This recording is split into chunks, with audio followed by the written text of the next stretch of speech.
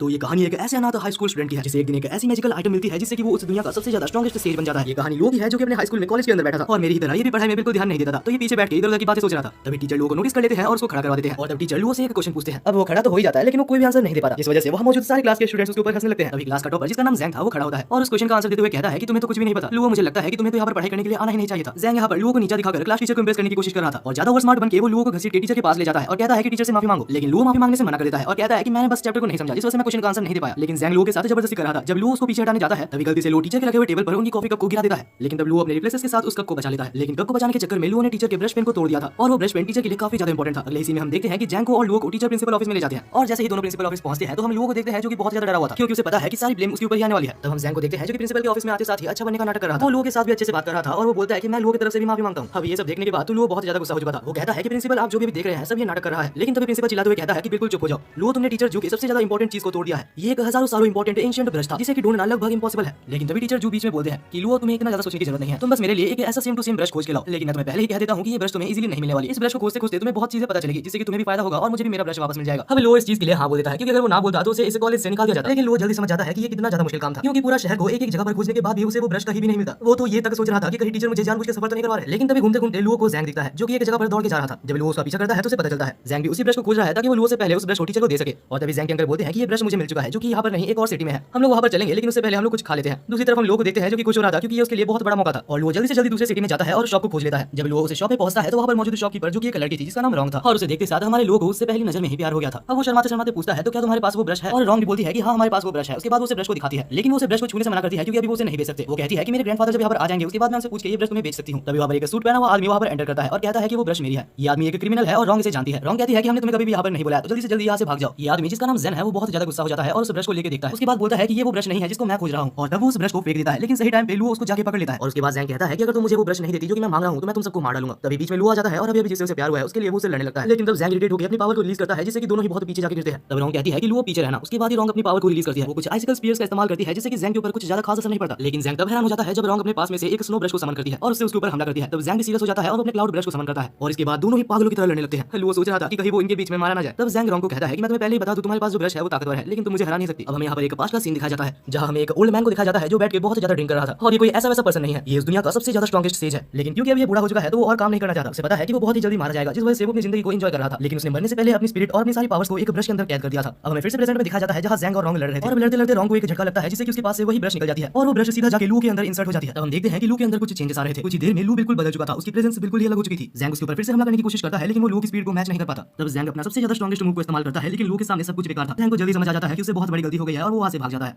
Well उसके जाने के बाद रॉन्ग पूछती है लू क्या तुम ठीक हो, लेकिन लू बिल्कुल भी ठीक नहीं होता और वो वहीं पर बेहोश हो जाता है। अगले सीन में हमें लू को एक अजीब सी जगह पर दिखाया जाता है जहां लू एक बोट पे होता है। लेकिन लू की ये खुशी भी ज्यादा देर तक नहीं टिकती क्योंकि वो बोट भी नीचे डूब जाता है। हालांकि वो सपना देख रहा था लेकिन जैसे ही वो सपने से उठता है तो वो अपने सामने रॉन्ग को पाता है। तब रॉन्ग के ग्रैंडफादर जिसका नाम मिस्टर वे था वो आते हैं और रॉन्ग को इंट्रोड्यूस करते हैं। तब मिस्टर वे बोलते हैं कि तुम बेहोश हो गए क्योंकि तुम वो ब्रश की पावर्स को संभाल नहीं सकते। तब लोगों को याद आता है कि आखिर उसके साथ क्या क्या हुआ था। वेल तभी लोगों को ये भी याद आता है कि अभी तक उसने अपने टीचर का ब्रश नहीं लिया। तब लोग पूछता है कि मिस्टर वे क्या आपके पास वो पाइनएप्पल वाली ब्रश है, लेकिन वो तब चौंक जाता है जब मिस्टर वे कहते हैं कि मैंने उसको जैंग नाम के एक बच्चे को बेच दिया। वैसे भी लोग कुछ कर भी नहीं सकता जिस वजह से वो दुखी होकर वहां से जाने लगता है। लेकिन तब मिस्टर वे कहते हैं कि तुम चिंता मत करो, हमारे शॉप में तुम्हारे साथ बहुत कुछ हुआ है तो तुम इस ब्रश को रख सकते हो। और इसके बाद मिस्टर वे कहते हैं कि तुम जो ब्रश यहाँ पर लेने आए थे ये उससे भी काफी ज्यादा वैल्यूएबल है। अब हमें दूसरा सीन दिखाया जाता है जहां हमें एक लड़की दिखाई जाती है जो कि लाल कलर की ड्रेस पहनी थी और वो चुपके से एक रिस्ट्रिक्टेड जगह पर घुस के वहां पर जाना चाहती थी। लेकिन तभी वहां पर गार्ड उसको पकड़ लेता है। लेकिन तब वो लड़की बहाना देते हुए कहती है कि मैं बस वॉशरूम खोज रही थी और यहाँ पर आ गई। तब गार्ड उसे बाहर जाने का मैप देता है और वहां से जाने के लिए बोलता है। दूसरी तरफ हम लोग को देखते हैं जो भी दुखी दुखी चल रहा था क्योंकि उसे अभी तक वो पेन नहीं मिलती जो कि उसके टीचर ने लाने के लिए बोला था। मगर हाँ उसके टीचर ने ये भी कहा था कि तुम भी कुछ अच्छा सीखोगे और मुझे भी मेरा ब्रश मिल जाएगा। तो मैंने कुछ नई चीजें तो जरूर सीखी है और ये पेन भी काफी अच्छा है। उम्मीद करता हूँ कि वो मुझे कॉलेज से ना निकाले। पहले लू जा रहा था मिस्टर जू के ऑफिस में वो पेन को देने के लिए और वो ये भी सोच रहा था कि वो अपने पेन को देते साथ ही एक इमोशनल स्टोरी को भी उसके साथ अटैच कर देगा ताकि टीचर जू उसको कुछ ना बोले और छोड़ दे। लेकिन तभी अचानक से लू के टीचर पीछे आ जाते हैं और आके पूछते हैं कि लू आगे तुम यहाँ पर क्या कर रहे हो। लू तब कुछ समझ नहीं पाता और कह देता है कि मुझे आपकी पेन मिल गई है। टीचर तो खुश हो जाते हैं और उसको अपने केबिन के अंदर ले जाते हैं। जब लू अंदर जाता है तो वो काफी ज्यादा नर्वस होता है क्योंकि उसे पता है जो पेन उसे देनी थी वो पेन उसे मिली नहीं है। लेकिन अब लू कुछ कर भी नहीं सकता जिस वजह से वो पेन उसे देता है और वो पेन देने के बाद नहीं पता कैसे लू को उस पेन के बारे में सारी इन्फॉर्मेशन पहले से ही पता होती है। जैसे ही उस पेन को देखते हैं तो टीचर को पहले ही अंदाजा हो जाता है कि ये पेन बहुत ही ज्यादा कीमती है। ऊपर से जब लू उस पेन के बारे में उसे जितनी इन्फॉर्मेशन पता थी सारी इन्फॉर्मेशन टीचर को बताता है तो वो टीचर काफी ज्यादा खुश हो जाते हैं। यहाँ तक कि वो टीचर उस पेन को ट्राई करके भी देखते हैं। वेल अब लू कम से कम इस कॉलेज से बाहर तो नहीं निकाला जाएगा। इसके बाद के सीन में हम लू को देखते हैं जो कि एक कैफे में बैठ के रिसर्च कर रहा था कि आखिरकार उसे अचानक से इतनी सारी इन्फॉर्मेशन कहां से आई और वो ब्रश पेन क्या थी। लेकिन तभी हम देखते हैं कि कुछ गुंडे कैफे के अंदर आ जाते हैं जो कि कैफे के ओनर के मालिक को धमकाने लगते हैं। हालांकि जब लड़ाई होती है तो कैफे का ओनर काफी ज्यादा अच्छा मार्शल आर्टिस्ट था जिस वजह से वो आराम से कुछ बंदों को धो देता है और तब लू भी उसकी मदद करने के लिए आ जाता है। लू को देख के कैफे का ओनर काफी खुश होता है और बोलता है कि तुम तो अभी भी मेरे दोस्त बने थे। दरअसल लू और कैफे का ओनर अभी कुछ ही टाइम पहले दोस्त बने थे। मतलब लड़ाई आगे बढ़ती है लेकिन कुछ देर बाद हम देखते हैं कि लू को बहुत जन घेर लेते हैं और अब लू एक बहुत ही ज्यादा मुसीबत में फंस चुका है क्योंकि उसके ऊपर 2 से 3 जन मारने वाले थे। लेकिन जैसे ही लू के बॉडी पे हमला होता है उससे पहले ही लू के बॉडी से कुछ एनॉर्मस पावर एक्टिवेट हो जाती है। नहीं पता कैसे लेकिन लू हवा में आ जाता है और उसे खुद भी नहीं पता कि आखिर ये उसकी पावर्स काम कैसे करती है। पहले पावर देख के वहां पर मौजूद सारे बंदे कैफे के ओनर के ऊपर हमला करने जाते हैं। लेकिन तभी हम देखते देखते हैं कि लू अचानक से वहां टेलीपोर्ट होकर सबको मार देता है। और यहाँ पर सारे बंदे मार खाने के बाद जा चुके थे और कैफे का ओनर जिसका नाम केन था वो कहता है कि मुझे पता नहीं था कि आखिर तुम अपने सुपर ह्यूमन पावर्स को मुझसे छुपा रहे हो। केन उससे कुछ बातें करना चाहता था लेकिन लू बोलता है कि मैं काफी ज्यादा टायर्ड हूं तो मैं तुमसे बाद में बात करूंगा। दूसरी तरफ लू काफी ज्यादा एक्साइटेड था क्योंकि उसे बहुत सारी चीजों के बारे में पता चल रही थी और वो एक काफी ज्यादा पावरफुल पर्सन बन चुका था। वो तो विश्वास नहीं कर पा रहा था कि ये सब उसके साथ रियल लाइफ में हो रही है। वो सोचता है कि वो खुद को इंक ब्रश पेंटर बुलाएगा या फिर इंक ब्रश मैन, लेकिन ये सब बहुत ही ज्यादा वियर्ड नेम थे जिस वजह से वो कुछ और सोचने का प्लान करता है। लेकिन वो काफी ज्यादा टायर्ड था तो वो नेम सोचते सोचते सो ही जाता है। जब लू सो रहा था तो नींद में उसे एक अजीब सा बूढ़ा आदमी दिखता है जिसे देख के वो काफी ज्यादा डर जाता है और वो सो भी नहीं पा रहा था जिस वजह से वो आधी रात को ही घर से बाहर निकल जाता है। वो सोचता है कि मुझे कुछ भी करके उस शॉप में वापस जाना होगा इन सबके आंसर्स को पाने के लिए। मगर जैसे ही वो रात को बाहर चल रहा था तो उसे अपने पीछे कुछ बहुत ही ज्यादा डेंजरस महसूस होता है। वो जैसे ही पीछे देखता है तो उसके पीछे एक बहुत ही खतरनाक मॉन्स्टर था। उसे देखने के बाद लू अपनी पूरी कोशिश करता है कि वो वहां से भाग जाए लेकिन कुछ भी करके वो मॉन्स्टर उसको पकड़ लेता है। लू अपने आप को ये कह रहा था कि चिंता मत करो तुम्हारे पास सुपर ह्यूमन पावर्स है, लेकिन असल में ये सुपर ह्यूमन पावर्स तब काम ही नहीं करते। तब लू सोचता है तो शायद यही मेरा अंत है। लू की जिंदगी यहाँ पर एक मॉन्स्टर लेने वाला था। लू ये बिल्कुल एक्सेप्ट कर चुका था और अपने रिग्रेट्स को वापस दोहरा रहा था कि वो मरने वाला है लेकिन अभी तक उसकी एक भी गर्लफ्रेंड नहीं बनी, ना ही वो सुपरमैन बन पाया जो वो बचपन से बनना चाहता था। तभी वो मॉन्स्टर भी लू को मारने वाला था लेकिन अचानक से वो मॉन्स्टर बिल्कुल जम जाता है क्योंकि वहीं पर सही टाइम पे रॉन्ग आ चुकी थी जो कि लू को बचा लेती है। तब रॉन्ग लू को पूछती है कि आखिर हमने जो तुम्हें ब्रश दिया था वो क्या तुम्हारे पास है, लेकिन तब लू कहता है कि मैंने वो अपने टीचर को दे दिया। और ये सुन के रॉन्ग काफी ज्यादा गुस्सा हो जाती है और उस गुस्से को मॉन्स्टर के ऊपर निकाल देती है। और रॉन्ग इतनी ज्यादा ताकतवर है ये देख के लू उसके ऊपर फिर से फिदा हो जाता है। मतलब ये सब हो जाने के बाद लू और रॉन्ग फिर से उसी शॉप के अंदर जाते हैं और रॉन्ग लू को इस बार अपने ग्रैंडफादर के पास ले जाकर बैठा देती है। तब हम देखते हैं कि रॉन्ग के ग्रैंडफादर कहते हैं कि तुम्हारे ऊपर रात को जिस मॉन्स्टर ने हमला किया था उसे आखिर एक ब्रश पपेट कहा जाता है। वो कुछ ऐसे खतरनाक मॉन्स्टर्स होते हैं जो कि ब्रश पेन के द्वारा बनाए जाते हैं और जो ब्रश पेन मैंने तुम्हें दिया था अगर तुम्हारे पास वो ब्रश पेन होता तो तुम मॉन्स्टर से बच सकते थे, लेकिन तुमने उस ब्रश पेन को किसी और को दे दिया। मैं ठीक कह रहा हूं ना? तब लू कहता है अरे हाँ बिल्कुल ही ठीक कह रहे हैं, वो ब्रश मैंने मेरे टीचर को दे दिया था। तब लू कहता है कि आप मेरे को बिल्कुल पहले से पूरी स्टोरी को बताइए, मुझे पता है आप मुझसे कुछ छुपा रहे हैं। तब ग्रैंडफादर कहते हैं कि अगर तुम्हें सुनना ही है तो मैं तुम्हें सब कुछ पहले से बताता हूं। बहुत समय पहले की बात है जब इस दुनिया में कुछ भी सही नहीं चल रहा था, बिल्कुल वर्ल्ड वार की तरह ही यहाँ पर बहुत सारी केओस मची थी। उस समय की बात है बहुत सारे टैलेंटेड स्पिरिट्स और मेजेस मारे जा रहे थे। तब एक बहुत ही ज्यादा स्ट्रॉन्ग मेज ने सारे स्पिरिट्स को ब्रश में कैद करना शुरू कर दिया था और उन्हें से ही एक ब्रश भी तुम्हारे अंदर इंसर्ट हो चुका है। और लू अगर तुम्हें पता नहीं तो तुम्हारे अंदर जो स्पिरिट है वो सारे स्पिरिट्स की किंग है। लू खुश हो जाता है और कहता है तो इसका मतलब मैं सारे स्पिरिट ब्रशेस का किंग हुआ। तब ग्रैंडफादर कहते हैं कि ऐसा तो हो सकता है लेकिन ये पूरी तरीके से सच नहीं है क्योंकि तुम्हारे अंदर जो स्पिरिट ब्रश की पावर है वो बस उस स्पिरिट की एक छोटी सी पार्ट है। तभी हम देखते हैं कि ग्रैंडफादर को कुछ अजीब सा महसूस होता है और लू के पीछे वो एक एनिमी को डिटेक्ट करके उसके ऊपर हमला कर देते हैं। उस बंदे का नाम ली था जो कि लू का जान लेने के लिए आया था क्योंकि लू के पास वो सबसे ज्यादा स्ट्रॉन्गेस्ट स्पिरिट ब्रश है जो कि उसको चाहिए। और ये कोई ऐसा वैसा एनिमी नहीं है, ये एक बहुत ही ज्यादा खतरनाक एनिमी है क्योंकि एक बहुत ही बड़े फैमिली का हेड है। अब वो लू के ऊपर हमला करता है उससे पहले ही रॉन्ग उसके ऊपर हमला कर देती है लेकिन ली उस अटैक को काफी आसानी से रोक लेता है और उल्टा रॉन्ग के ऊपर एक बहुत ही खतरनाक हमला करता है। तब रॉन्ग को बचाने के लिए सामने लू आ जाता है लेकिन ग्रैंडफादर सही टाइम पे उसको संभाल लेते हैं। और तब हम देखते हैं कि ली बहुत ज्यादा गुस्सा होकर बहुत सारे अटैक्स एक बार में करने लगता है लेकिन ग्रैंडफादर भी कोई कमजोर खिलाड़ी नहीं था। दूसरी तरफ हम लू को देखते हैं जो रॉन्ग को पूछता है कि आखिर ये सब क्या चल रहा है। तब रॉन्ग कहती है कि तुम्हारे अंदर जो ब्रश है वो टॉप 7 ब्रशेस में से काउंट होता है और ये बंदा उन 7 ब्रशेस को कलेक्ट करने का काम करता है जिनमें से एक ब्रश तुम्हारे अंदर है, तो वो तुमको मार के तुम्हारे अंदर से उस ब्रश को लेने के लिए आया है। दूसरी तरफ हम देखते हैं कि अभी तक ग्रैंडफादर से लड़ रहे थे लेकिन अभी उनकी तबीयत काफी ज्यादा अच्छी नहीं थी क्योंकि ग्रैंडफादर बूढ़े हो चुके हैं तो उनसे काफी ज्यादा देर तक नहीं लड़ सकते, जिस वजह से रॉन्ग लड़ने का फैसला करती है। तब वो लू को कहती है कि तुम यहाँ से जितना दूर हो सके उतना दूर भाग जाओ क्योंकि अगर मैं नहीं लड़ पाई तो तुम्हें भी मार देगा। दूसरी तरफ हम ली को देखते हैं जो कि ग्रैंडफादर को मारने वाला होता है लेकिन तभी लू अपनी पावर को एक्टिवेट करके एक प्रोटेक्शन बैरियर से उनको बचा लेता है। ग्रैंडफादर कहते हैं कि लू तुम भाग जाओ क्योंकि तुम इसके सामने नहीं जीत सकते। तब लू कहता है कि मैं इस फाइट में उतर चुका हूं और मैं भाग नहीं सकता, लेकिन लू का स्टैमिना ज्यादा देर तक नहीं टिकता जिस वजह से ली उसको पकड़ के उसको मारने वाला था। लेकिन तभी हम देखते हैं कि बीच में ग्रैंडफादर आ जाते हैं जो कि उस अटैक को अपने ऊपर लेके अपने आप को मार देते हैं लेकिन मरने से पहले वो उसको बहुत अच्छा खासा डैमेज कर देते हैं जिस वजह से ली को उस टाइम के लिए वहां से जाना पड़ता है। इसके बाद में ग्रैंडफादर को दिखाया जाता है जो कि मरे नहीं थे। उसके जाने के बाद वो मुश्किल से बैठते हैं और लू को कहते हैं कि तुम्हें जल्द से जल्द उस ब्रश को अपने अंदर से निकालना होगा और इसका कोई ना कोई तरीका मैं जरूर ढूंढ निकालूंगा। लेकिन तब लू कहता है कि आप चिंता मत कीजिए, मैं इस ब्रश को कंट्रोल करना जरूर सीखूंगा। मैं अपनी वजह से आप दोनों की लाइफ को खतरे में नहीं डालना चाहता। मैं कसम खाता हूं कि मैं इस ब्रश पेन को चलाना सीखूंगा और आप दोनों को ही प्रोटेक्ट करूंगा।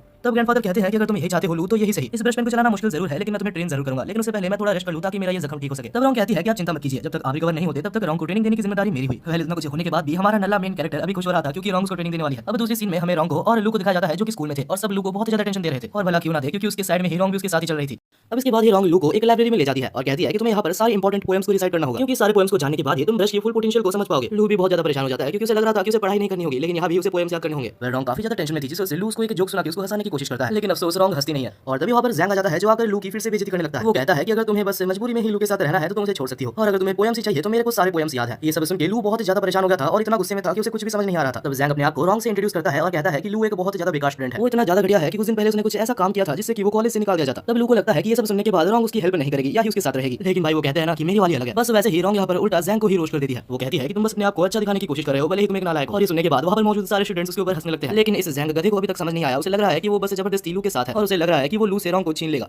कुछ समय बाद में दिखाया जाता है कि रॉन्ग और लू एक पेड़ के नीचे बैठे होते हैं। लू को अभी तक विश्वास नहीं हो रहा था कि उसके लिए रॉन्ग ने स्टैंड लिया। वो सोच रहा था कि क्या यही असली प्यार है। अब अगर इन सब बातों को साइड में रख दिया जाए तो लू को सारे पोएम्स याद हो गए थे लेकिन उसे एक भी पोएम समझ नहीं आया था। तब रॉन्ग उसके साइड में आके बैठती है और कहती है कि जो भी ब्रशेस होते हैं वो प्रेफर करती है कुछ जीनियस लोगों के अंदर जाने के लिए, कुछ ऐसे लोग जिनको पोएम्स और उनके ऑथर के बारे में सारा कुछ पता होता है ताकि वो सारे ब्रशेस अपनी फुल पोटेंशियल का यूज कर सके। लेकिन तुम्हारे जैसे गधे के अंदर एक ब्रश चला गया है जिस वजह से वो कभी भी अपनी फुल पोटेंशियल का यूज नहीं कर पा रही। लू सोच रहा था कि बस यही देखना बाकी रह गया था, इसने मेरे मुंह पे मेरे को गधा बोल दिया। और ये सारी बातें पेड़ के पीछे से जैंग सुन रहा होता है। वो भी सोचता है कि अगर ये सच बात है तो मेरे को भी एक ब्रश पेन ले ही लेना चाहिए। दूसरी तरफ लू पढ़ाई करके थक चुका है तो उसे लगता है कि उसे अभी एक ब्रेक तो ले ही लेना चाहिए। तब रॉन्ग कहती है कि जब वो ली तुम्हारे सामने रहेगा तो तुम्हें पूरी अपनी जिंदगी से छुट्टी मिल जाएगी। ली जू के फैमिली से बिलोंग करता है और वो फैमिली एक बहुत ही ज्यादा पॉपुलर फैमिली है जो कि अभी तुम्हारे पीछे पड़ा है और उस फैमिली से कोई भी लड़ना नहीं चाहता। तो तुम्हें जल्दी से जल्दी तुम्हारे अंदर मौजूद ब्रशपन के बारे में जानना होगा। जितना जल्दी तुम जानोगे उतने ही अच्छे से तुमसे यूज कर पाओगे। और हमारा नल्ला बेरोजगार लू अभी भी बस छुट्टी लेने के बारे में सोच रहा था। तभी अचानक से नहीं पता कैसे लेकिन उसके अंदर मौजूद सारे ब्रशेस के बारे में उसे इन्फॉर्मेशन पता लग जाती है और वो सारी इन्फॉर्मेशन रॉन्ग को समझा देता है। तब हमें बताया जाता है कि लू यहाँ पर आने से पहले अपने टीचर के पास गया था जिससे कि वो सारी इन्फॉर्मेशन कलेक्ट करके लाया था। बस वही क्योंकि वो रॉन्ग को इंप्रेस करना चाहता था। और हाँ, ये काम भी करता है क्योंकि ये सब सुनने के बाद रॉन्ग लू को देखकर पहली बार अपनी जिंदगी में स्माइल करती है। और ये सब होने के बाद लू अपने ही ख्यालों में खो गया था जिस वजह से रॉन्ग उसको एक जोर का मारती है और उसको बोलती है कि और ज्यादा पढ़ाई करो। तब दूसरी तरफ हम जैंग को देखते हैं जो कि मिस्टीरियसली अपने अंकल से बात कर रहा था और कहता है कि अंकल जल्दी से जल्दी मेरे लिए एक स्पिरिट ब्रश को खोजो। तब उसके अंकल भी कहते हैं कि मैंने पहले से ही एक स्पिरिट ब्रश तुम्हारे लिए रखा हुआ है। उसी रात दूसरी जगह पर हमें दिखाया जाता है रॉन्ग और लू को जो कि एक साथ कहीं पर जा रहे थे क्योंकि लू के साइड में रॉन्ग भी थी तो लू को काफी ज्यादा टेंशन मिल रहा था। लू कहता है कि रॉन्ग अगर तुम चाहो तो तुम अपने घर जा सकती हो, लेकिन तब रॉन्ग कहती है कि नहीं, मैं तुम्हारे साथ ही रहूंगी। और ये सुन के वहां पर मौजूद सारे लोग बहुत ज्यादा हैरान हो जाते हैं। तब लू कहता है तो ठीक है, लेकिन यहाँ पर नहीं, तुम मेरे साथ कहीं और चलो। और इसके बाद हम लू को देखते हैं जो कि रॉन्ग को लेके वही इंटरनेट कैफे में ले जाता है। हाँ, वही इंटरनेट कैफे जहाँ पर लू कुछ दिन पहले आया हुआ था। लू के नए दोस्त को पहले लू समझाता है कि हाँ, रॉन्ग मेरे एक पार्टनर है, ना ही मेरी गर्लफ्रेंड। तब कैफे का ओनर लू और रॉन्ग को एक जगह दे देते हैं बैठने के लिए और रॉन्ग उस इंटरनेट कैफे यानी कि वो कंप्यूटर इंटरनेट को देख के काफी ज्यादा हैरान थी। वो कहती है कि मैं बचपन से ही एक स्पिरिट ब्रश को कंट्रोल करना सीखती हूँ और इसका एक मतलब ये भी है कि बचपन से ही मैं कभी भी बाहर की दुनिया को ज्यादा एक्सप्लोर नहीं कर पाई, तो ये सारी चीज मेरे लिए बिल्कुल ही नहीं है। तब लोग कहता है कि इस इंटरनेट में बहुत कुछ है, अगर तुम चाहो तो हम लोग अभी कुछ देर के लिए प्रैक्टिस को साइड में रख के कुछ गेम्स खेल सकते हैं। और रॉन्ग को भी थोड़ा सा ब्रेक चाहिए था जिस वजह से दोनों ही गेम्स को खेलने लगते हैं। कुछ देर बाद लू सोचता है कि क्या सच में रॉन्ग इससे पहले कभी भी गेम्स नहीं खेली है, क्योंकि रॉन्ग पहले ही ट्राई में गेम को बहुत ही अच्छे से खेल रही थी। रॉन्ग कहती है कि ये सब गेम्स वगैरह बहुत ही इजी है, ये कंपैरिजन में कि मैं बचपन से ही एक स्पिरिट ब्रश को यूज करती हूँ। मेरे ख्याल से इन गेम्स को खेलने से 100 गुना ज्यादा हार्ड है स्पिरिट ब्रश को कंट्रोल करना। और ये सुनने के बाद लू फिर से अपने प्रैक्टिस में लग जाता है। उसे ये पता चलता है कि जितनी जल्दी वो जितने ज्यादा पोएम्स को रिसाइट करेगा उतनी जल्दी उसकी स्पिरिट स्ट्रांग होगी। इतनी सारी पोएम्स को रिसाइट करने के बाद वो काफी ज्यादा थक चुका था, तो वो उठता है और अपने दोस्त के पास जाता है और तब वो उससे बात करते करते कहता है कि रॉन्ग बिल्कुल भी ऐसी वैसी लड़की नहीं है, वो सच में एक बहुत ज्यादा मेहनती लड़की है। तब कैफे का ओनर एक सजेशन देता है। वो कहता है कि मुझे जैसे लगता है रॉन्ग एक ऐसी लड़की है जो कि इंटरनेट कैफे में आना ज्यादा देर तक पसंद नहीं करेगी, तो लू तुम्हें जल्दी से जल्दी कुछ ऐसी जगह देख के रखना चाहिए जहां तुम रॉन्ग को ले जा सको, वरना मुझे नहीं लगता कि तुम्हारा रिलेशनशिप ज्यादा दिनों तक चलेगा। लू कहता है कि हाँ, तुमने सही कहा और इस बारे में मैं सोचूंगा। इसके बाद लू रॉन्ग के पास जाता है और उसे सोते हुए कुछ देर तक देखता है। और अब लू को कुछ काम से बाहर जाना था लेकिन वो रॉन्ग के ऊपर बोझ नहीं बनना चाहता। तब लू अपने टीचर को कॉल करता है और कहता है कि क्या आप मेरे को वो ब्रश कुछ देर के लिए उधार दे सकते हैं जो कि मैंने आपको दिया था। लेकिन तब टीचर कहते हैं अच्छा वो ब्रश तो मैंने जैंग को दे दिया क्योंकि उसके अंकल मुझे वो ब्रश मांग रहे थे। ये सुनने के बाद वो बहुत ज्यादा टेंशन में आ जाता है और उस ब्रश को लेने के लिए बाहर भागता है। वो अंधेरी रात में भाग ही जा रहा था, तभी अचानक से वो नीचे गिर जाता है। जब वो देखता है कि आखिर उसके सामने कौन आया तो वो देखता है कि वो जैंग के अंकल थे जो कि नीचे गिरे हुए थे। इसे देख के लू को कुछ भी समझ नहीं आता तो वो इमरजेंसी नंबर में कॉल लगाने लगता है। लेकिन तभी उसे अचानक से उसके पीछे से कुछ आवाज आने लगती है तो वो चुपके से उधर अंदर देखने की कोशिश करता है और जैसे ही वो अंदर देखता है तो वो देखता है कि वहां पर अंदर जैंग बैठा हुआ था जहां पर एक लेडी भी थी जो कि सच में काफी ज्यादा पावरफुल लग रही थी और तब वो जैंग के साथ कुछ कर रही होती है। ये देख के लू बिल्कुल ही चौंक जाता है। तब वो लेडी कहती है कि तुम्हें तो शुक्रगुजार होना चाहिए कि तुम मेरे पपेट बनने के लायक हो। दूसरी तरफ लू को कुछ भी समझ नहीं आ रहा होता कि आखिर वो क्या करे। जैंग का चेहरा देख के लू को उसको एक जोर का थप्पड़ मारने का मन कर रहा था, लेकिन क्योंकि वो एक मुसीबत में है तो इंसानियत के खातिर लू को उसे बचाना होगा। लेकिन तब लू सोच रहा था कि मुझे पता है कि अगर मैं डायरेक्टली उसे लड़ने जाऊं तो मैं मारा जाऊंगा क्योंकि नो डाउट वो लेडी मेरे से काफी ज्यादा स्ट्रांग है। यहाँ पर मुझे शायद से रॉन्ग को बुलाना चाहिए, लेकिन रॉन्ग को अगर मैं बुलाने जाऊं तब तक जैंग भी मारा जाएगा। अब बहुत ज्यादा सोचने के बाद लू को फाइनली एक आइडिया आता है। दूसरी तरफ हम उस लेडी को देखते हैं जो कि जैंग के साथ कुछ कर रही थी और तभी लू वहां से चिल्लाता है और कहता है कि आखिर अंदर कौन है। जैसे ही लेडी बाहर आती है तो लू बहुत ज्यादा गुस्से में कहता है आखिर तुमने जैंग को कैसे पकड़ा, तुम्हारी हिम्मत भी कैसी हुई जू की फैमिली से टक्कर लेने की। अगर आपको याद नहीं आ रहा तो ये वही फैमिली है जो कि लू के पीछे पड़ी हुई है उसे मारने के लिए, और क्योंकि ये सबसे ज्यादा स्ट्रॉन्गेस्ट फैमिली है तो वो उसकी हेल्प से यहाँ पर जैंग को बचाने की कोशिश कर रहा है। लेकिन वो लेडी उसको बिल्कुल भी सीरियस नहीं ले रही थी और कह रही थी कि तुम बस मजाक कर रहे हो। लेकिन तब लू अपनी पावर को रिलीज करता है और उसको दिखाता है कि उसके पास भी एक स्पिरिट ब्रश है और ये देखने के बाद वो लेडी उसके ऊपर थोड़ा थोड़ा भरोसा करने लगती है। और तब वो कहती है कि मैंने जैंग को नहीं पकड़ा, वो खुद ही मेरे पास आया था अपने ब्रश को अपने अंदर इंसर्ट करवाने के लिए। लेकिन यहाँ पर लू कुछ ज्यादा ही ओवर एक्टिंग करते हुए कहता है कि मुझे ये सब नहीं सुनना, तुम जैंग को वापस दे दो वरना मुझे मिस्टर ली को बुलाने में टाइम नहीं लगेगा और मैं तुम्हें जान से मार दूंगा। लेकिन ज्यादा टाइम नहीं लगता उस लेडी को पता लगाने में कि लू बस एक एक्टिंग कर रहा है और तब वो अपनी पावर को रिलीज करती है और कहती है कि तुम जैसे छोटे चूहों को मैं हर रोज खाती हूँ। वो लेडी ने उसके ऊपर हमला कर दिया था जहां लू भागने की कोशिश करता है लेकिन भाग नहीं पाता। तो उस लेडी ने अपनी आर्ट की मदद से उसको पकड़ लिया था और कहती है कि तुम इससे बच नहीं सकते। लू को उस अटैक से काफी ज्यादा दर्द हो रहा था। उस अटैक ने ना ही सिर्फ लू के बॉडी में, यहाँ तक कि लू के गले में भी उसने जहर भर दिया था। धीरे धीरे उस लेडी को भी लू के साथ खेलने में मजा नहीं आ रहा था तो वो डिसाइड करती है कि वो लू को मार देगी। और फाइनली जब उसकी जान लेने ही वाली थी तब लू को कुछ समझ नहीं आता कि आखिर उसे क्या करना चाहिए। तब उसे याद आता है वही पोएम जो कि उसने पढ़ी थी और तब वो उस पोएम को रिसाइट करने लगता है और अचानक से लू के अंदर एक बहुत ही ज्यादा पावर ब्लास्ट होता है। लू को कुछ भी नहीं पता था कि आखिर एक पोएम से उसके अंदर इतनी ज्यादा पावर कैसे आ गई। लेकिन जो भी है इस पावर को देख के वो लेडी बिल्कुल ही चौंक गई थी। उस लड़की को भी थोड़ा सा भी क्लू नहीं था कि आखिर लू अभी कितना ज्यादा स्ट्रांग बन चुका है। लू यहाँ पर बिल्कुल ओवर पावर्ड हो रहा था। तब यहाँ पर सनराइज भी आ जाता है और सनराइज के साथ ही लू को एक और पोएम याद आता है। उस पोएम को रिसाइट करते साथ ही लू एक बहुत ही ज्यादा खतरनाक हमला करता है जिससे कि कुछ पर्पल फॉक्स जाके उस लेडी को मार देते हैं। हालांकि अभी तक लू को काफी सारे पोएम्स याद थे तो वो सारे पोएम्स को याद करता है और एक बहुत ही बड़ा पर्पल वेव बनाता है और इस बार उसके आखिरी अटैक से वो मारी जाती है। भाई हमारी ओपी मेन कैरेक्टर की पढ़ाई यहाँ पर सच में काम आई तो शायद मुझे भी पढ़ लेना चाहिए। देखा जाए तो दूसरी तरफ जैंग अभी भी जिंदा था। ये एक अच्छी बात भी है और शायद एक बुरी बात भी है। अब लू उसको पकड़ता है और रॉन्ग के पास ले जाता है। जैंग यहाँ पर बिल्कुल ही एक ज़ॉम्बी की तरह बन चुका था। जब लू रॉन्ग के पास जैंग को ले जाता है तब रॉन्ग कहती है कि इसके ऊपर ब्रश का कंट्रोल हो चुका था, लेकिन लगे बच चुका है क्योंकि इसका कंट्रोल अभी तक ब्रेन के ऊपर नहीं आया था। रॉन्ग उसको पूरी तरीके से क्योर नहीं कर पाती लेकिन उसके प्रोसेस को थोड़ा स्लो कर देती है। और तभी वहाँ पर जैंग के फादर भी आ जाते हैं जो कि जैंग को बचाने के लिए लू का शुक्रिया अदा करते हैं और उसे कुछ पैसे भी देते हैं। अब हमें कुछ देर बाद दिखाया जाता है जहाँ पर रॉन्ग और लू एक जगह पर बैठे थे और रॉन्ग कहती है कि तुमने बहुत ही बढ़िया काम किया, मुझे तुम्हारे ऊपर गर्व है कि हमने जो सीखा उसका तुमने बहुत ही अच्छी तरीके से यूटिलाइज किया और ये कॉम्प्लीमेंट हमारे लू के लिए कोई छोटी बात नहीं थी। दूसरी तरफ हमें उसे कैफे ओनर को दिखाया जाता है जिसका नाम यन था। वो देखता है कि जमीन में कुछ गिरा हुआ है और जैसे ही वो उसको खोलता है तो कुछ अननोन पावर उसके अंदर चली जाती है। रॉन्ग और लू दौड़ते दौड़ते वहाँ पर आते हैं और तब लू कहता है कि अरे ये तो वही ब्रश है जो कि मुझे उस लेडी को हराने के बाद मिली थी। रॉन्ग कहती है कि अगर तुम्हें कोई ब्रश मिला था तो तुम्हें पहले कहना चाहिए था और अगर ये सच में एक ब्रश है तो हमें कोई चिंता करने वाली बात नहीं है क्योंकि ये बस बेहोशी हुआ है। जैसे ही ये नींद से उठता है तो वो कहता है कि लू मुझे पहले से पता था कि तुम एक सुपरमैन हो, बस अभी मुझे कह ही दो कि आखिर तुम एक अच्छे सुपरमैन हो या फिर तुम एक बुरे सुपरमैन हो। लू कहता है अरे भाई रुक जा, मेरे को बताने का मौका तो दे। और इसके बाद लू कहता है कि हम लोग कोई बुरे आदमी नहीं है। तभी यन कहता है अगर ऐसा है तो मैं भी एक सुपरमैन बन चुका हूं। और उसके बाद यन कहता है कि चिंता मत करो, अगर तुम्हारे ऊपर कोई हमला करेगा तो मैं तुम्हें बचा लूंगा। लेकिन तब रॉन्ग कहती है कि रुक जाओ, तुम्हें बस अभी तुम्हारी पावर मिली है, तुम्हें पता भी नहीं है कि तुम्हारी पावर क्या है। तब यन कहता है नहीं, तुम समझ नहीं रही हो, मैं अपने दोस्त को बचाने के लिए मर भी सकता हूं। अगले सीन में हम देखते हैं रॉन्ग, लू और यन को जो कि एक जगह पर बैठे थे। यन को ये पता लगाना था कि आखिर उसके अंदर जो ब्रश गया है आखिर उसका मालिक कौन है, लेकिन उसके बारे में किसी को भी नहीं पता। उसकी ओरिजिन को खोजने में उसे बहुत टाइम लग जाएगा। तभी हम देखते हैं कि साइड में से एक पेशेंट गुजरता है जिसके सिर पे खून था और उस खून को देखते साथ ही यान के फिंगर टिप्स ग्लो करने लगते हैं। उसे लगता है कि उसकी पावर जाग गई है। लू उसे देख के चौंक जाता है, लेकिन तब रॉन्ग कहती है कि उसके पास मत जाना क्योंकि हमें नहीं पता कि इसकी पावर क्या है।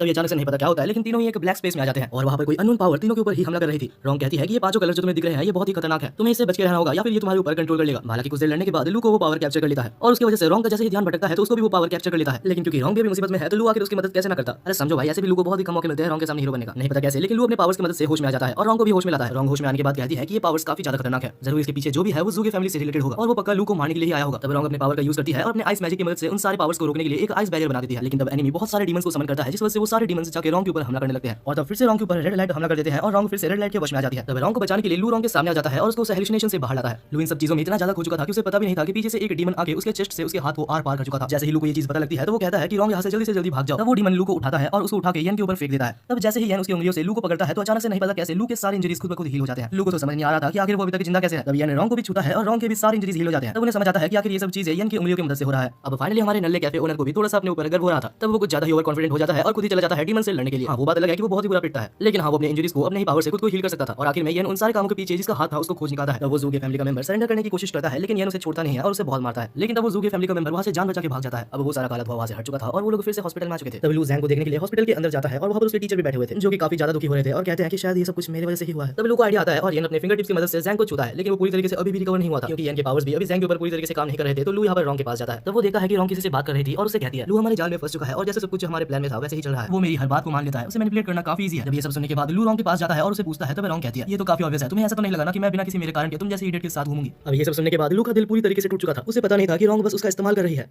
अगले सीन में हमें रॉन्ग और रॉन्ग के ग्रैंडफादर को दिखाया जाता है। हमें बताया जाता है कि पहले से ही रॉन्ग के ग्रैंडफादर का यही प्लान था कि वो लू की मदद से बाकी सारे ब्रशेस को खोजेंगे।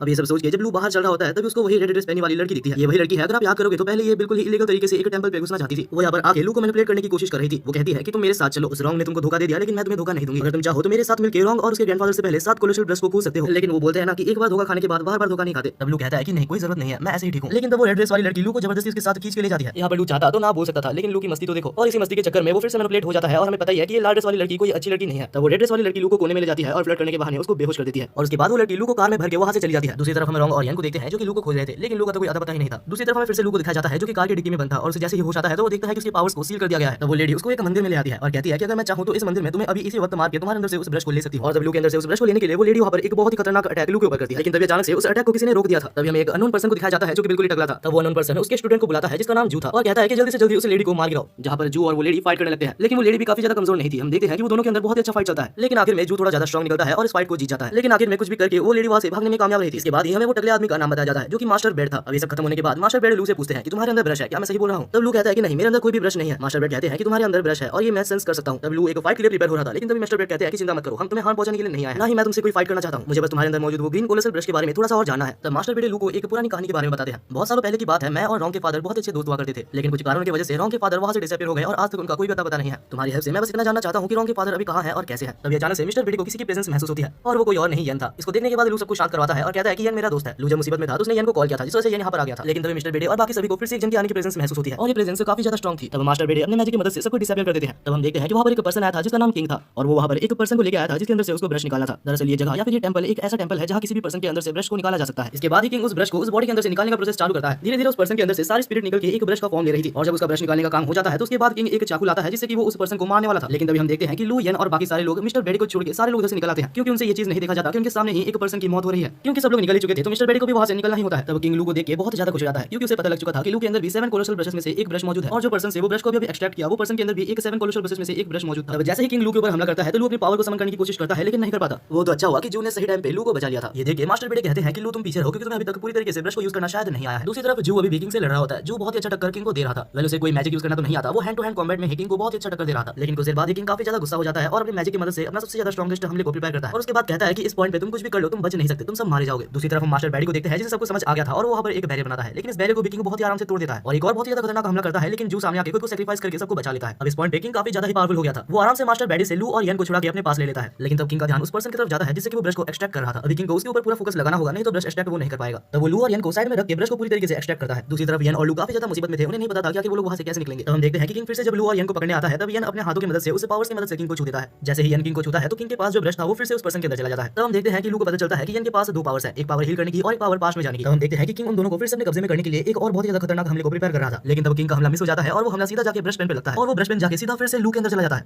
2 मिनट के लिए तो वहां पर सारे लोग चुप हो गए थे, क्योंकि इस वर्ल्ड में ये इंपॉसिबल है कि किसी एक पर्सन के अंदर 2 स्पिरिट ब्रश चला जाए। हम लू को देखते हैं जिसके अंदर एक बहुत ही बड़ा एनर्जी ब्लास्ट होता है और यहाँ तक किंग के सामने लू ने अपनी नई पावर को दिखा दी थी। उस वक्त के लिए किंग वहां पर बिल्कुल ही डर चुका था, जिस वजह से वो वहां से भाग जाता है। इसके बाद में दिखाया जाता है कि यन तो बहुत ही ज्यादा खुश था कि उसने इतनी जल्दी अपनी नई पावर को आइडेंटिफाई भी कर लिया और उसे यूज करना भी सीख गया। लेकिन तब लू काफी ज्यादा थक गया था और वो नीचे बैठ जाता है और कहता है कि मैंने अपनी नई पावर को नहीं सीखा है। वो कहता है कि मैंने बस एक पोएम को रिसाइट किया था जिससे कि बस उसकी इमेजिनेशन बनी थी। इन रियलिटी उस ब्रश को मुझे चलाना बिल्कुल भी नहीं आता। इसके बाद ही मास्टर बैठे आते हैं और लू की बॉडी को चेक करते हैं और कहते हैं कि मुझे नहीं पता कैसे, लेकिन लू ने 2 ब्रशेस को फ्यूज करने में कामयाब रहा था। देखा जाए तो इससे पहले भी एक पर्सन ने जबरदस्ती ऐसे करने की कोशिश की थी, लेकिन कुछ देर बाद ही वो मारा गया था। इससे पहले इस दुनिया में कोई भी नहीं आया जिसके पास 2 ब्रशेस हो।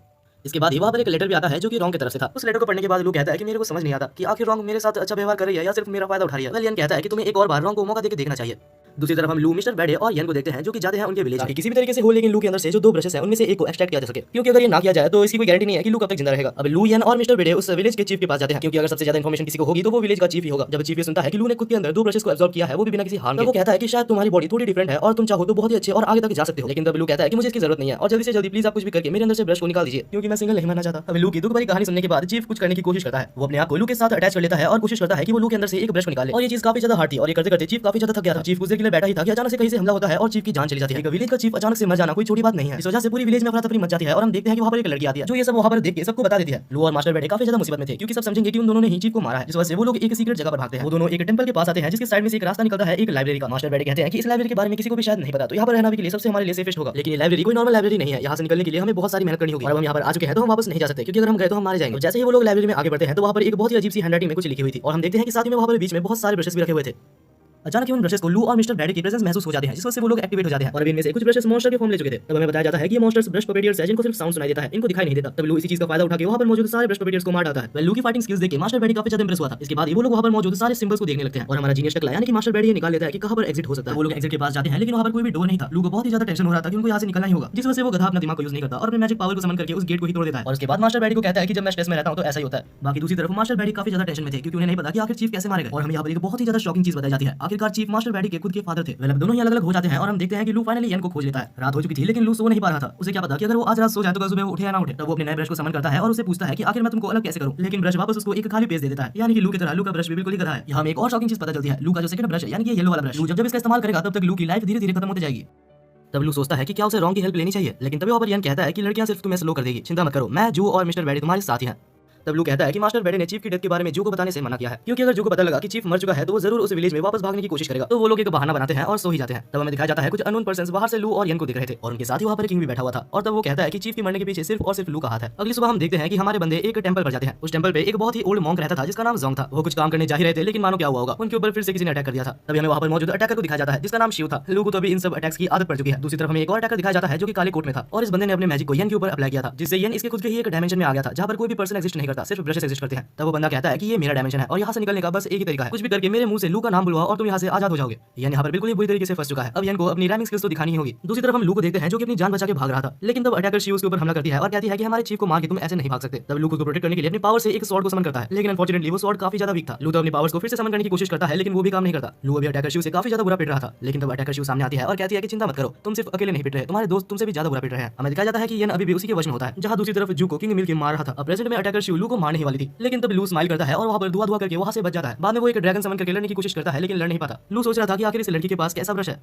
दूसरी तरफ हमें यन को दिखाया जाता है जो कि अभी भी उसी जगह पर फंसा हुआ था, लेकिन तब वो दिमाग लगाता है और कहता है कि मेरे पास अपनी कोई पोएम्स है ही नहीं जिसे मैं राइम करूं। तब सामने खड़ा अटैकर काफी ज्यादा गुस्सा हो जाता है और कहता है तुम्हें एक कला को इज्जत देनी नहीं आती, तुम एक ब्रश पेन के हकदार नहीं हो। और यही सेम चीज यन का प्लान भी था। यन का प्लान था कि वो धीरे धीरे उसको भड़का दे जिससे कि ये बैरियर कमजोर होने लगे, और होता भी ऐसा ही है, क्योंकि कुछ देर बाद वो बैरियर इतना ज्यादा कमजोर हो जाता है कि यन उसको आराम से तोड़ देता है। यन बाहर आके जब लू की तरफ देखता है तो लू की हालत बहुत ही ज्यादा बुरी थी, मतलब वो लड़ तो नहीं पा रहा था लेकिन मरा भी नहीं था। और तभी उन दोनों की फाइट बीच में इंटरप्ट होती है, क्योंकि वहां पर एक बहुत ही बड़ा तूफान आता है और हमें दिखाया जाता है कि कहीं से वहां पर एक बहुत ही बड़ा ह्यूज क्रिएचर अपीयर हो जाता है जो कि श्योरली काफी ज्यादा पावरफुल था, लेकिन क्योंकि वो इतना ज्यादा बड़ा था तो उसे हिलने में बहुत ज्यादा दिक्कत आ रही थी।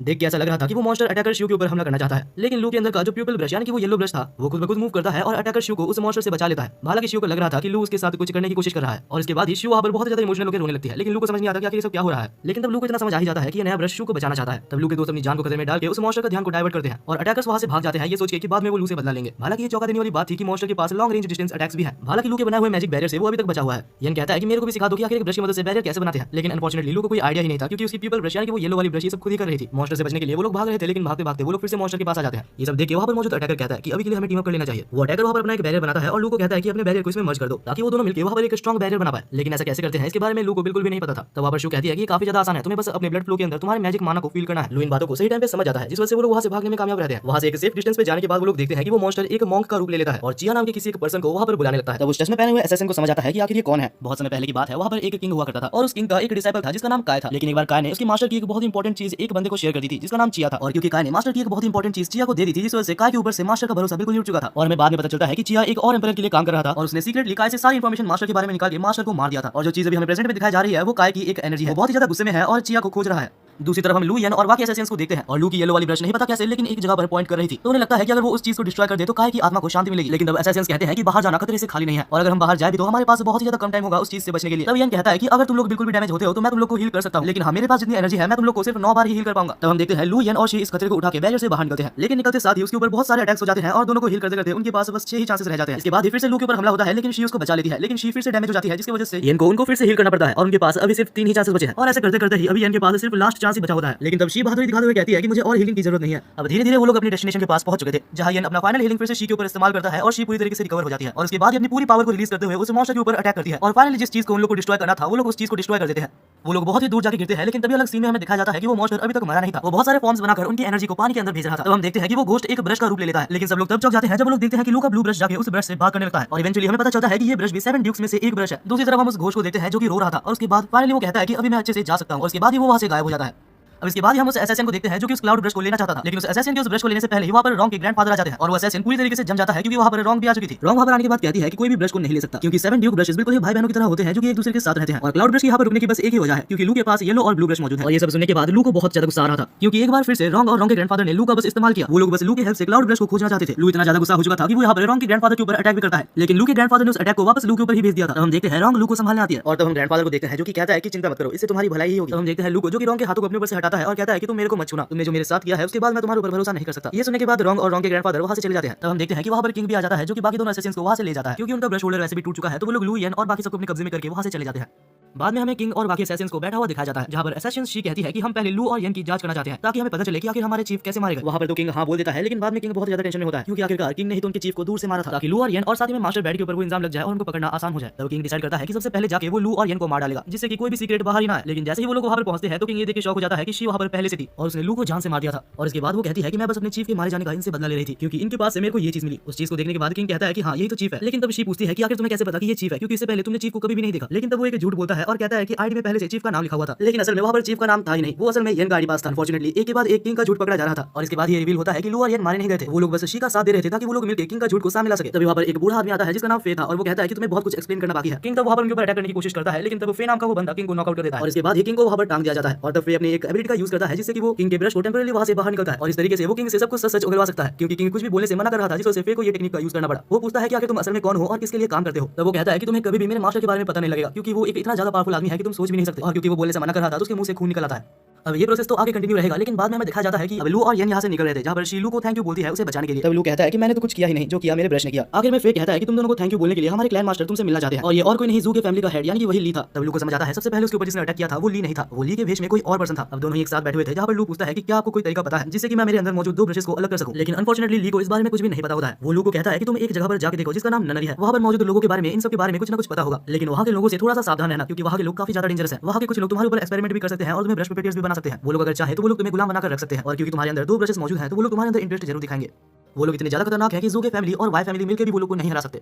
अब हमें कुछ दिनों बाद का सीन दिखाया जाता है जहाँ जू की फैमिली ली और यन को वहाँ पर रखे हुए थे एज अ गेस्ट। वहाँ पर वो लोग उनकी बहुत ज्यादा ट्रीटमेंट ले रहे थे। कुछ दिनों के लिए लू और यन काफी ज्यादा मजे करते हैं, लेकिन फिर वो लोग नोटिस करते हैं कि आखिर जू की फैमिली उनके ऊपर इतना ज्यादा ध्यान क्यों दे रहे हैं। तभी लू को मास्टर बेडे का एक मैसेज आता है जहाँ वो कह रहा था कि उसके पास ननरी की कुछ इन्फॉर्मेशन है और उसे एक गुड न्यूज भी मिली है 2 ब्रशेस को स्प्लिट करने के लिए। लेकिन सबसे इंपॉर्टेंट वो ये कहता है कि जू की फैमिली एक बहुत ही बेकार फैमिली है, तुम्हें जल्दी से जल्दी वहाँ से निकलना होगा। और तभी वहाँ पर शियो भी आ जाती है जो कहती है कि मैं तुम्हारी हेल्प करूंगी यहाँ से निकलने में, लेकिन बदले में तुम्हें भी मेरी हेल्प करनी होगी। चीफ के मरने के पीछे जिन जिनका हाथ है उन्हें मारने के लिए। कुछ देर बाद में दिखाया जाता है कि उसी रात वो लोग वहाँ से निकलने में कामयाब भी रहते हैं, लेकिन निकलने से पहले ही उनको वहाँ पर एक पर्सन दिखता है। लू, यन और शी तब हैरान थे जब वो पर्सन उन्हें रुकता नहीं है, लेकिन अभी वो लोग एक लूप में फंस चुके थे। वो लोग जितनी बार भी गेट से निकल रहे थे वापस वो लोग मेंशन के अंदर आ जा रहे थे और ये सब काम पक्का इसी बंदे का है। यन कहता है कि यहाँ से निकलने के लिए हमें इसे हराना ही होगा, लेकिन जैसे ही वो उसके ऊपर हमला करने जाता है वो वापस वही पर टेलीपोर्ट हो जाता है। तब लू एक चीज नोटिस करता है और कहता है कि हम तीनों को अलग अलग डायरेक्शन में जाना चाहिए और तब वो तीनों ही अलग अलग रास्ते में चले जाते हैं। लेकिन वो बंदा अभी भी चाहता तो तीनों की जगह को रिप्लेस कर सकता था, लेकिन क्योंकि उस बंदे ने यन की लोकेशन को ट्रैक नहीं किया तो उसे नहीं पता कि आखिर यन कहां पर है, जिस वजह से वो लोग वहां से निकलने में कामयाब रहते हैं। वो सब मिलकर ननरी में जा रहे थे। तभी लू को एक कॉल आता है जो कि हॉस्पिटल की तरफ से था। कॉल में वो कहता है कि मास्टर बेडे बहुत ही बुरी तरीके से इंजर्ड है। तभी लू डिसाइड करता है कि वो बाद में मास्टर बेडे को देखने के लिए जाएगा। अब सब लोग ननरी के अंदर पहुंच चुके थे जहां पर यन और शी जा रहे थे और जाते वक्त वहां पर यन और शी को एक मारा हुआ आदमी दिखता है। दूसरी साइड में हम लू को हॉस्पिटल में देखते हैं जो कि मास्टर बेडे को देखने आया था। लू के आते साथ मास्टर बेडे कॉन्शियसनेस में आते हैं और लू को कहते हैं कि चीफ जो कि मारे गए वो मेरे खुद के फादर थे और उनके मारे जाने के पीछे मैंने जब इन्वेस्टिगेशन चालू की तो मुझे पता चला। लू तुम्हें पहले से तो ये पता ही है कि वाई फैमिली और जू की फैमिली दुश्मन है, लेकिन इन्वेस्टिगेशन के टाइम में मुझे पता चला कि वाई फैमिली और जू की फैमिली के बीच में एक ट्रेटर मौजूद है, यानी कि वो वाई फैमिली की हर इंफॉर्मेशन जाके जू की फैमिली को बताता है। मास्टर बेडे कहता है कि मैं उनके पीछे ही था और मैंने उनको बात करते हुए सुना कि वाई फैमिली और जू की फैमिली के सबसे ज्यादा इंपॉर्टेंट और सबसे ज्यादा पावरफुल ब्रशेस को वो लोग चुराने की कोशिश कर रहे थे। फर्दर जब मैंने उनका पीछा किया तो मैंने देखा कि वो दोनों ननरी के पास जा रहे थे और वहां पर मैं पकड़ा गया और उन दोनों ने मुझे बहुत ज्यादा मारा। और तभी लू को ध्यान में आता है कि यन और शी अभी ननरी के अंदर ही है। दूसरी तरफ यन और शी उस मरे हुए आदमी को देख रहे थे। शी काफी ज्यादा टेंशन में थी क्योंकि उसे लग रहा था कि मास्टर ने उससे कुछ छुपाया है। सब कुछ जानने के लिए यन और शी ननरी के अंदर भागते हैं। दूसरी तरफ लू यन को कॉल करता है लेकिन यन उठाता नहीं है, तो लू वहां से निकलता है जल्दी से जल्दी उनके पास जाने के लिए। दूसरी तरफ लू और शी वहां पर पहुंच चुके थे और वो लोग देखते हैं कि वही चश्मा वाला एसेसियन और साथ ही में मास्टर फे वहीं पर होते हैं और वो लोग मौजूद वहां पर ननरी के मास्टर से लड़ रहे होते हैं और उस ननरी के मास्टर के साथ उसका ट्रेडर भी था। शी बीच में कूद के उसका हेल्प करना चाहती थी, लेकिन तब यन उसको रोकता है और कहता है कि पहले सिचुएशन को अच्छे से समझ जाते हैं। और तभी वहां पर एक पावरफुल ब्रश पपेट आ जाता है और ननरी के ब्रश पपेट इतना ज्यादा पावरफुल होते हैं अगर वो चाहता तो उस चश्मे वाले एसेसियन को उधर ही मार सकता था, लेकिन तब मास्टर अपने ब्रश को समन करके अपने पावर्स को एक्टिवेट करता है और उसकी पावर को देख के यन भी चौंक गया था क्योंकि उसकी पावर काफी ज्यादा इंसेन थी और एक सेकंड के अंदर ही उस ब्रश पपेट को वहां से हटा देता है। तब वो देखता है कि इन सारे ब्रश पपेट को वहां पर मौजूद ननरी का मास्टर कंट्रोल कर रहा था। तब फे उसके ऊपर हमला करने जाता है, लेकिन उसके हमला करने से पहले ही वहां पर बीच में फिर से एक और ब्रश पपेट आ जाता है। तब ननरी का मास्टर वहां पर मौजूद सारे ब्रश पपेट्स की पावर्स को भी बढ़ा देता है, लेकिन फे अभी भी अपनी पावर्स की मदद से उन पपेट्स को काफी आसानी से हरा देता है। लेकिन तब खुद ननरी का मास्टर मैदान में उतर जाता है और हम देखते हैं कि वो फे को यहाँ पर ब्रश पपेटियर ही बनाने वाला था, लेकिन तब शी और यन बीच में कूद जाते हैं और फे को बचा लेते हैं।